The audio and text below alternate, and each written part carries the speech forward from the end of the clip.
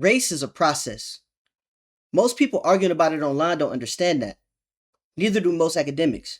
Every major theory gets arrested at one stage of the process, and then it mistakes that stage for the whole thing. So we're going to walk through every major conception of race.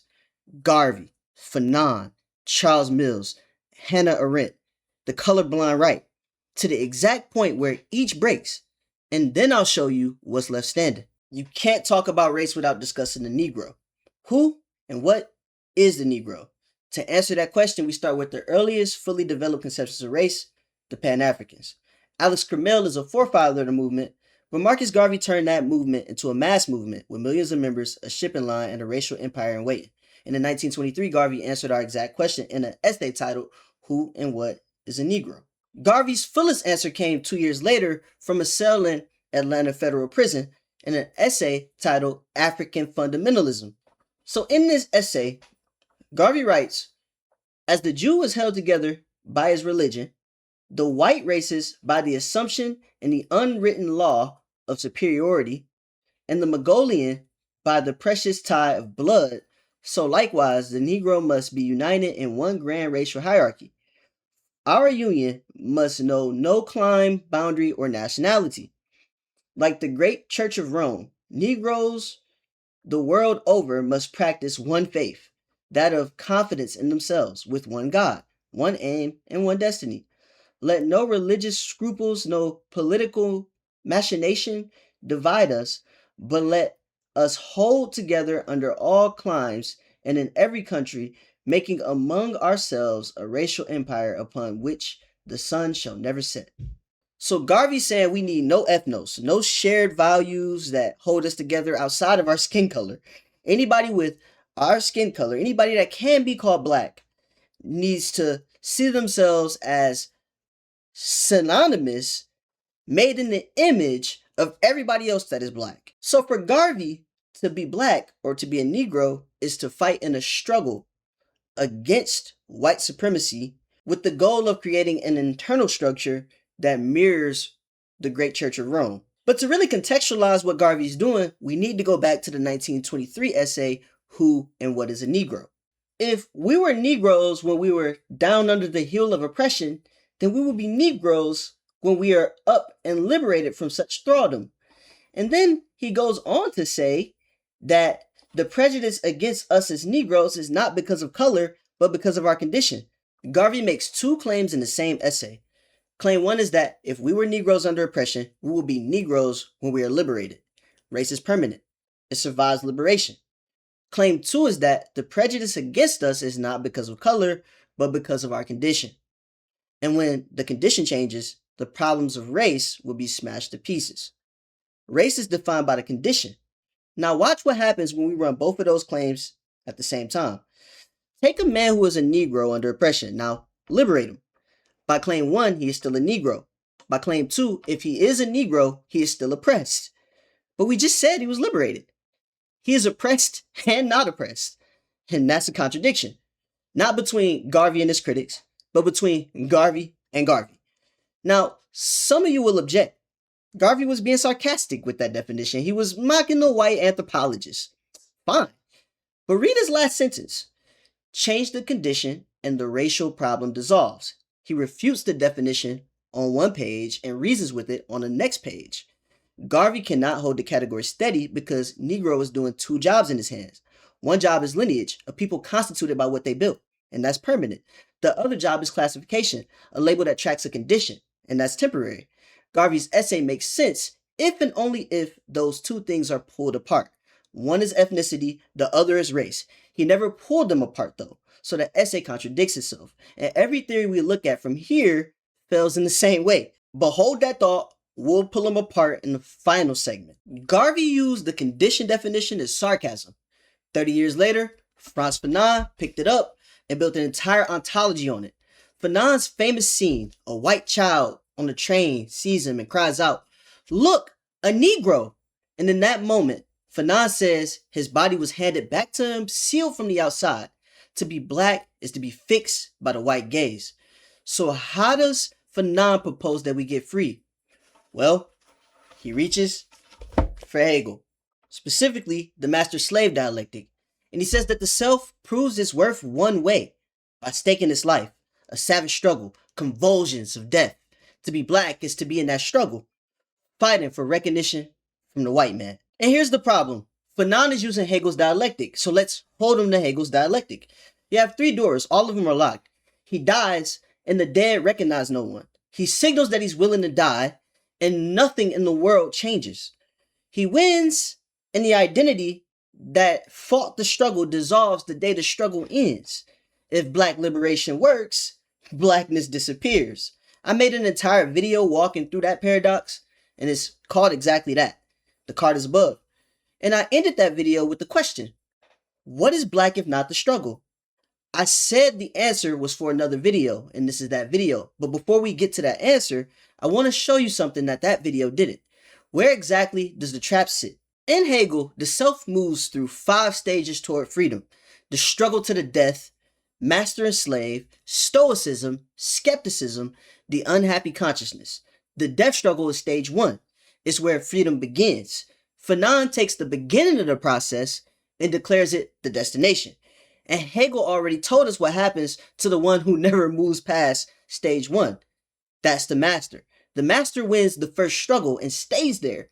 And he never works. He never forms the world. He never becomes for himself. Fanon's blueprint for the black man is the master's biography. Now remember Garvey. Garvey couldn't hold the category steady. He wobbled between lineage and condition. But Fanon doesn't wobble. He locks the category to the condition and wills the doors shut. Race becomes ethnicity defined by oppression. Fanon is arrested at the struggle stage. And the next question is, what happens when a philosopher takes this exact trap and gives it a constitution? Charles Mills. He says, white supremacy is the unnamed political system that has made the modern world what it is today. And Mills says that philosophy never talks about it. 2,000 years of political theory. Every system named except the one that built the modern world. And this omission, he says, is not accidental. So what actually is the racial contract? Philosophy tells a story about a social contract. Hobbes, Locke, Rousseau, free and equal persons, agreed to form a society. And Mills wants us to read the fine print. He says, but the peculiar contract to which I am referring, though based on social contract tradition that has been central to Western political theory, is not a contract between everybody, like we the people, but between just the people who count and the people who are really people, we the white people. So it's a racial contract. We the white people. That's the actual agreement underneath the modern world. And race?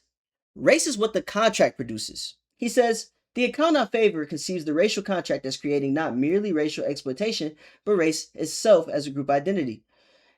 In a contemporary vocabulary, the racial contract constructs race. White people do not pre-exist, but are brought into existence as whites by the racial contract, hence the peculiar transformation of the human population that accompanies this contract. The white race is invented, and one becomes white by law. Whiteness was invented as a membership card, and blackness was invented as its exclusion. Now, I want to be fair to Mills. This is the most rigorous version of the condition definition ever built.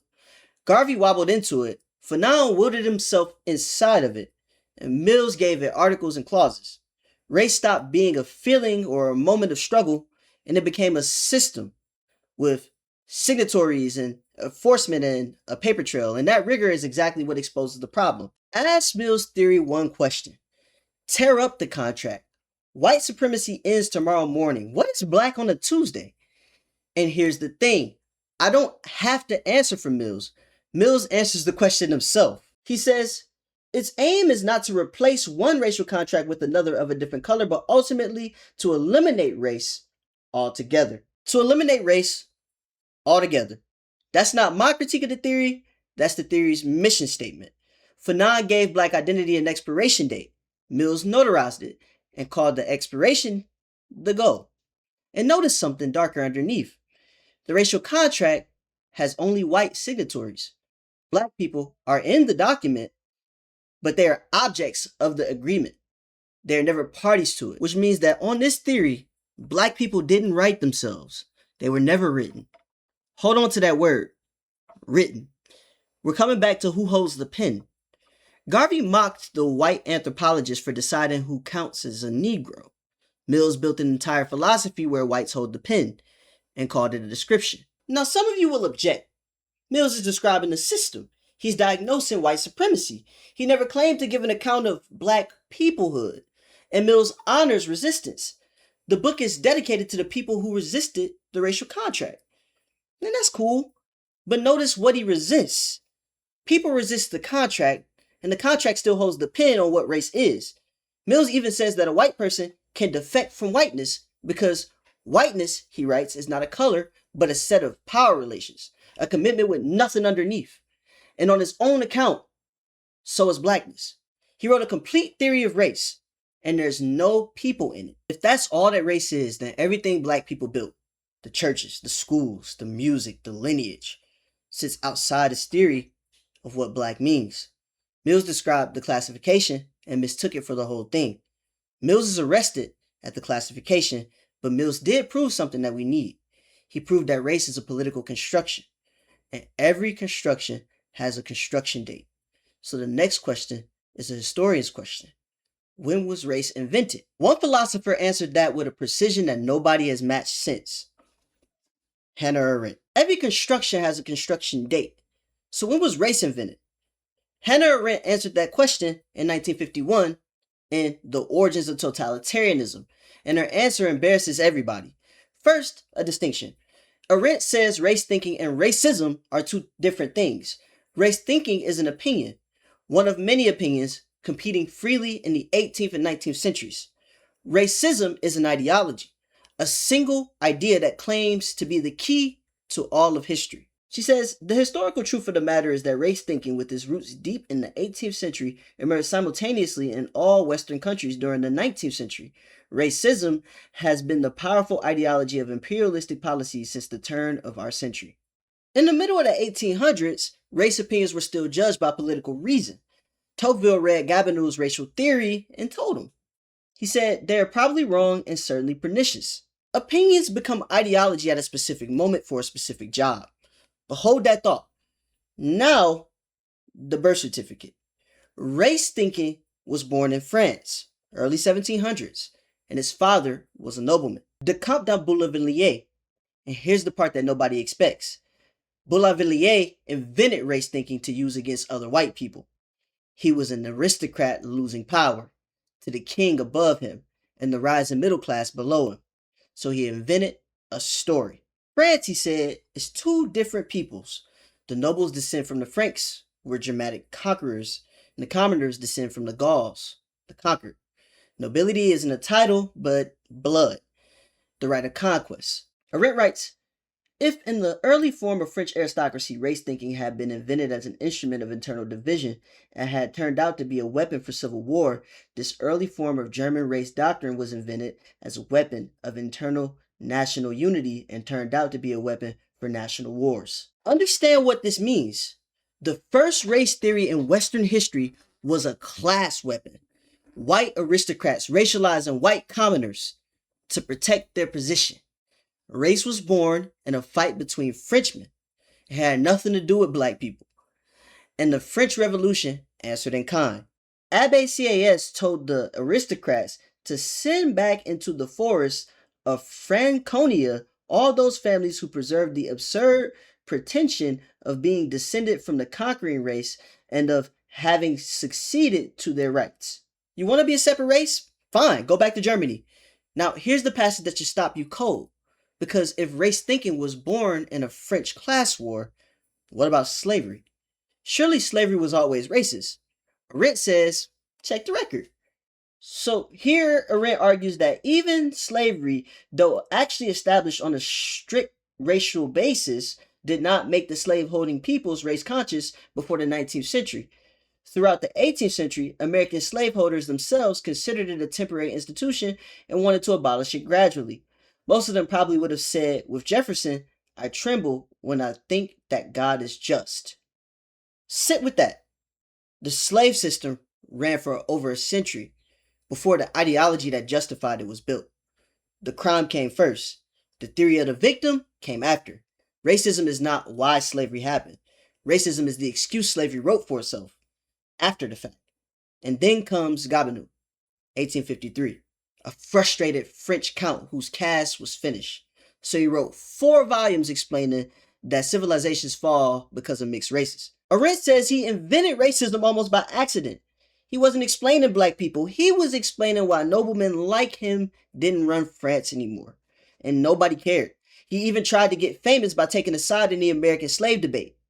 In vain. He had to wait 50 years until imperialism needed him. And that's Arendt's final verdict, the most radical claim in the chapter. She says, imperialism would have necessitated the invention of racism as the only possible explanation and excuse for its deeds, even if no race thinking had ever existed in the civilized world. Read that again. If race thinking had never existed, empire would have invented it anyway because the job required the tool. Race is not a fact that produced politics. Race is a tool that politics produce. It has a birthday, it has a birthplace, it has a father, and it has a job description. So what did Hannah Arendt actually prove? Garvey treated race as destiny, Fanon treated race as ontology, Mills treated race as a standing structure. Arendt walked into the archive and came back with the receipts. Race is an invention, invented by white elites for fights between white factions, and retooled to excuse empire. At no point in its entire biography does race describe what any people actually is. One more thing. Buried on page 171, Arendt drops a comparison almost in passing. Gobineau's race doctrine, she says, is a law of decay, and she contrasts him with one philosopher, Hegel. She writes, Hegel, whose philosophy was concerned in great part with the dialectical law of development in history, was never interested in the rise and fall of cultures as such, or in any law which would explain the death of nations. Gobineau demonstrated precisely such a law. Mark that. Race thinking is a doctrine of decay. The dialectic is a doctrine of development. Those are 2 options on the table. Decay or development. So where does Arendt stop? Arendt wrote the definitive biography of the weapon. Who forged it? Who swung it? What it was for? And in her entire history, the people the weapon was pointed at never appear as makers of anything. She audited the pen perfectly. She never asked what the people being written about were building the whole time. Arendt is arrested at the archive. She proved race is not who you are. She can't tell you who you are.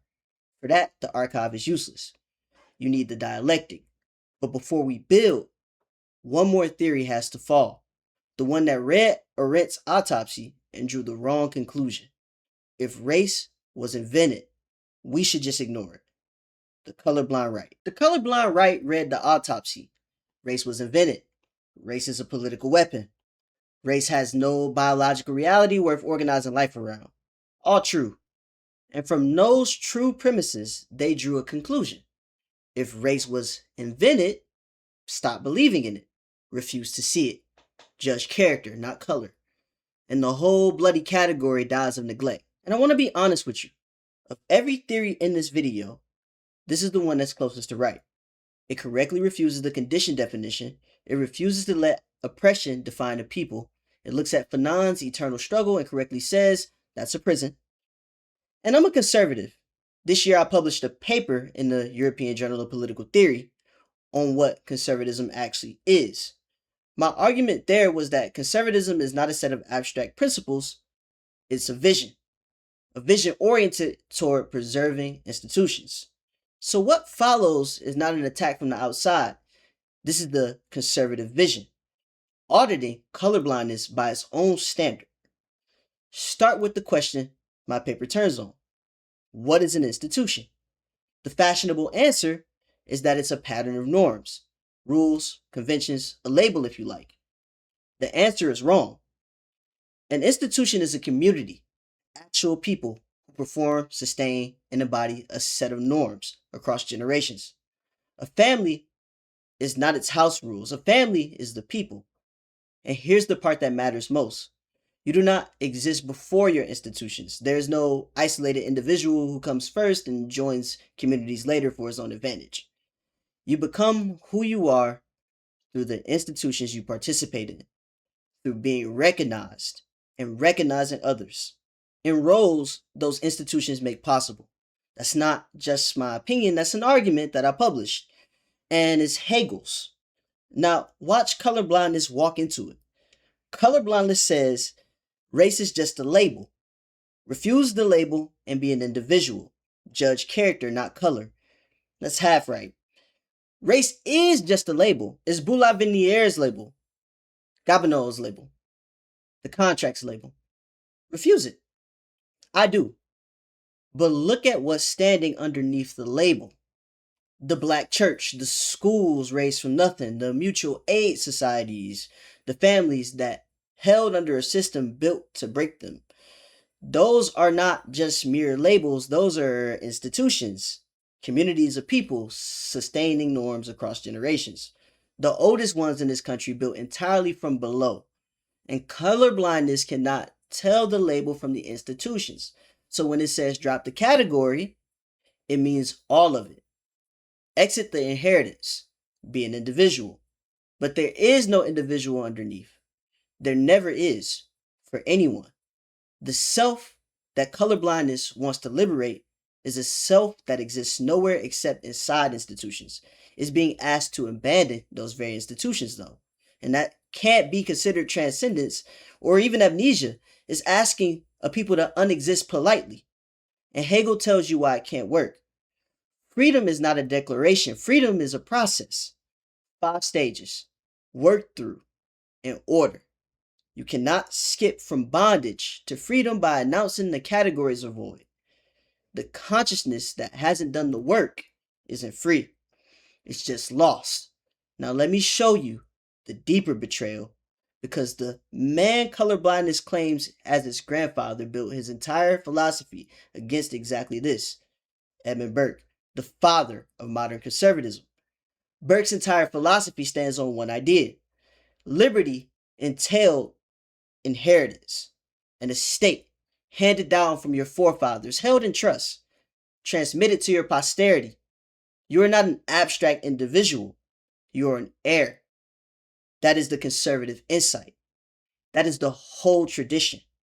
So ask the question, what does a Burkean conservative say to the one people in America whose entire identity is entailed in inheritance? Institutions built under bondage, virtues transmitted through generations, an estate of character held in trust since before the founding. A real Burkean has one available answer: honor it and conserve it. That inheritance is the most conservative thing in America. Instead, the colorblind right tells people your inheritance is an illusion. Drop it. Be an individual. The rights of man. No reference to your forefathers. Burke's target was exactly this man.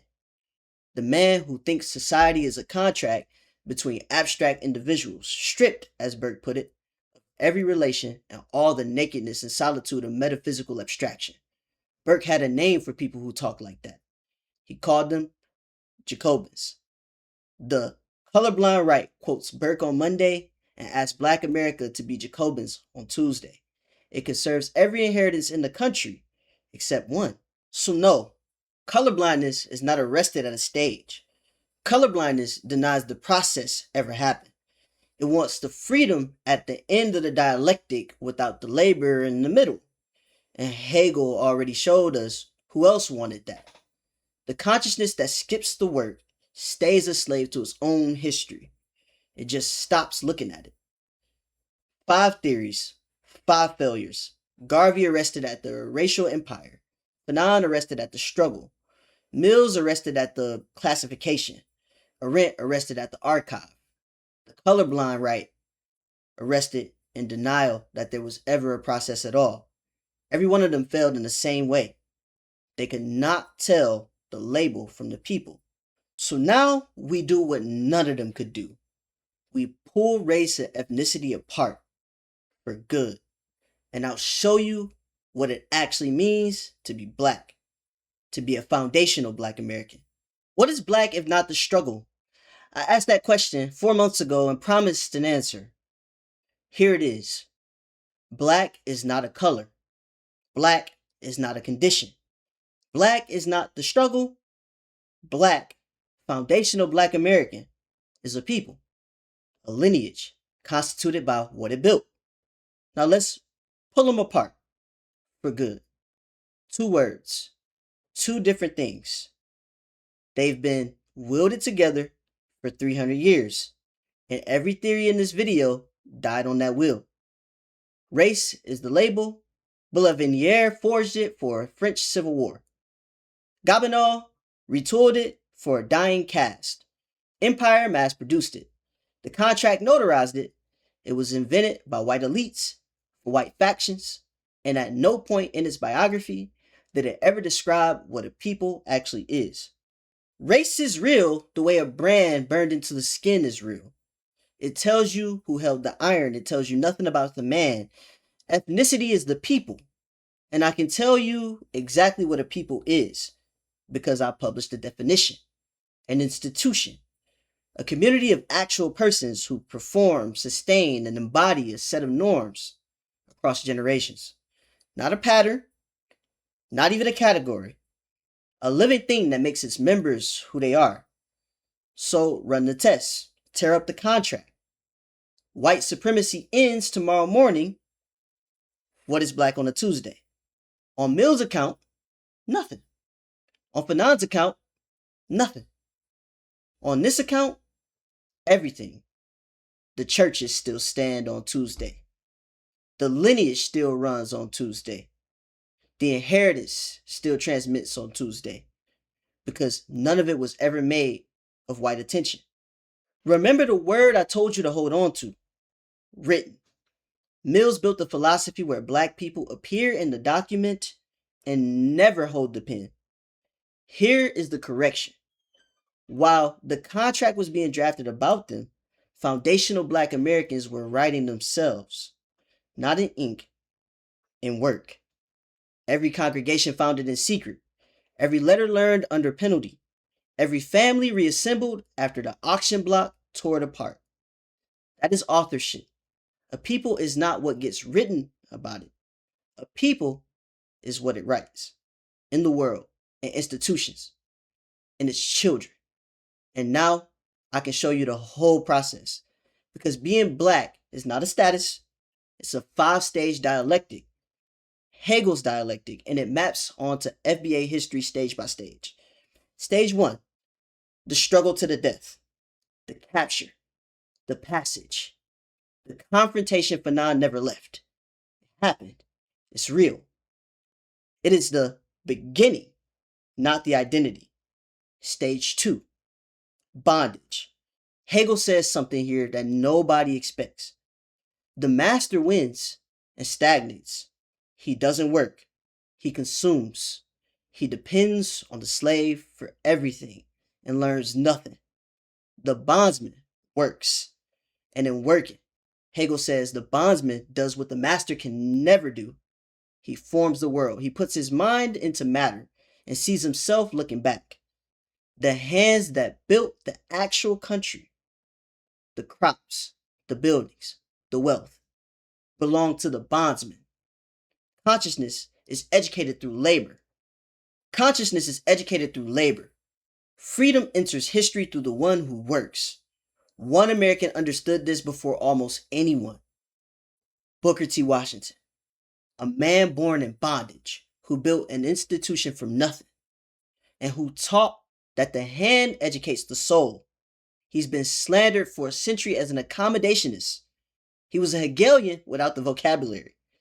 He knew the master's son was rotten in idleness, while the freedman's daughter was becoming someone through the work of her own hands. Formative activity. That was his entire philosophy. Stage 3, Stoicism. Freedom moves inside. The body is chained. The mind declares itself free anyways. You've heard stage 3. You've heard it your whole life. It's the spirituals, the songs written by people whose bodies were owned, about a self no bill of sale could reach. Interior kingdom, freedom in the mind, waiting for the world to catch up. Stage 4, skepticism. The freeman tests the world's promises and watches them dissolve. Emancipation, betrayed. Reconstruction, abandoned. The law, a dead letter below the Mason-Dixon. Skepticism is the stage where consciousness learns that the world's categories are counterfeit. It starts trusting nothing but what it built itself. Every FBA institution that survived Jim Crow was forged in stage 4. Stage 5 is the unhappy consciousness. The self-divided. One soul that remembers the auction block. One soul that knows it built the country. Both are so real, both yours. Neither letting go of the other. Du Bois stood exactly here and he called it double consciousness. Two souls, two thoughts, two unreconciled strivings in one dark body. And he thought it was a permanent condition. It isn't. It's a stage. The last stage before freedom. The moment consciousness carries both truths at once. Right before it discovers that they were never two truths. Because here is the exit. The unhappy consciousness resolves when it recognizes that the world is alienated from, it built. The memory of bondage and the knowledge of formative power are not two souls. They are one story. The story of a people that walked into the furnace as captives and forged itself into a nation on the way through. The reconciliation is recognition, recognizing your own hands in the world around you. That's Hegel's freedom. You don't need escapism. You don't need victory over the master. What you need is ownership of what you made, which includes yourself. Arendt gave us two options. Remember them. Race thinking is a doctrine of decay. The dialectic is a doctrine of development. Every race theory in this video was a decay doctrine. Gabon's fallen civilizations, Fanon's identity with an expiration date, Mill's category that dies with the contract, even colorblindness, which just wants the decay over with. This, what I've shown you, is the only account on the table where being black is a development, a process with a direction, a people becoming itself. So, race is a process. That's how this video started, and now you know what it means. Every theory we walked through got arrested at one stage and mistook that stage for the whole thing.